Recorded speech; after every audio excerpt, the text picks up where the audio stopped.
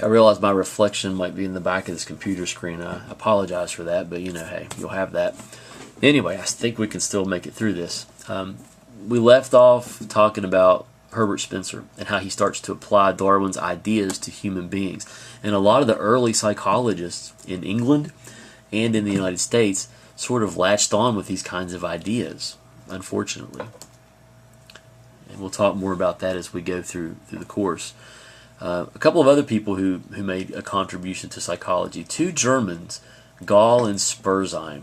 They were phrenologists. Now, phrenology literally translates to science of the mind. That's what that means. It's not really a science, though, at all, as you're going to find out. These guys basically came up with this map of the skull. And what they would do is they would basically charge well-to-do German women of the age or of that era to have a seat, and they would basically take their hands and just kind of like feel around on their heads, which is kind of creepy, right?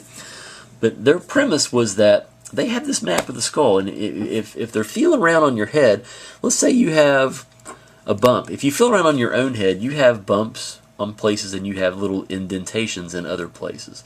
Just the way it is. Let's just say love of friends. I don't know if you can really see that. Probably you can't read these, but each of these different colored areas, and you could Google phrenology and skull, brain, and it would give you this. You're not going to have to know what these different areas of the skull are. I'm just saying that. But right here, this little area where my finger is says love of friends. So if you have a bump right there, that means you have an excess or too much of something. So if you have a bump right here, that means that you love your friends too much, which can be a problem, right? If you feel around, let's say you are, spirituality is right here. You probably can't read that, but it says spirituality. Let's say you have an indentation or a groove. This means that you lack this, or you don't have enough of this. So you may not be as spiritual as you need to be. So they would feel around and come up with this little computer printout, if you will, quote unquote, of your personality based on these bumps and grooves. Now, it's total hogwash. There was really no science to this. A lot of people accuse them of being frauds and even perhaps kind of creepers. But they came upon this idea that is still very, very, very important in psychology. Localization of function. That's what I want you to take away from this slide right here. That's the major contribution that they have to psychology. The idea that certain parts of the brain control certain parts of our functioning. That's very important because we do understand today that very specific parts of our brain do in fact have a lot of control over very specific parts of our functioning. I said it in class, I think the first or second day, if you damage the part of your brain that's responsible for decision making, guess what's going to happen to your decision making? It's going to suffer. If you damage the part of the brain that's responsible for motor coordination, well, guess what? You're going to have problems walking. If you damage the part of the brain that's responsible for speech, well, you're going to have trouble speaking, etc., etc. So that's a very important. That's a very important contribution to psychology. Even though they went about it the wrong way, they still came up with one of the right ideas or themes that we still use in psychology.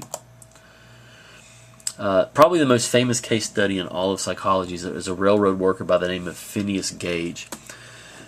He was literally working on the railroad in the late 1800s, and there was an explosion, and a steel rod went, just as you see here, entered right up through what would be the left side of his skull and exited out the right side, sort of at a diagonal. He lived amazingly during this time. It was just cleanly right through his skull. He lived for some time after that, which is amazing. His personality was altered. Okay, so we're starting to realize again, this guy was laid back. He was easygoing. After the accident, he was very easily angered. He had a quick temper. His whole personality changed. So that starts to get us to the idea that certain parts of the brain control certain parts of our functioning, localization of function. So again, and you could Google that. I didn't do that story justice, but you now at least have an idea, and we could talk about that case study more in class. But I would urge you, just go online. You can Google Phineas Gage, and you can get the entire story. It's in every intro textbook in psychology that you'll find. But it's an interesting story. I would urge you to read that. And then to end this part of the lecture series, a random cute pet picture. So there you go. Anyway, that kind of gives you an idea, I think, of a little bit of the history of psychology.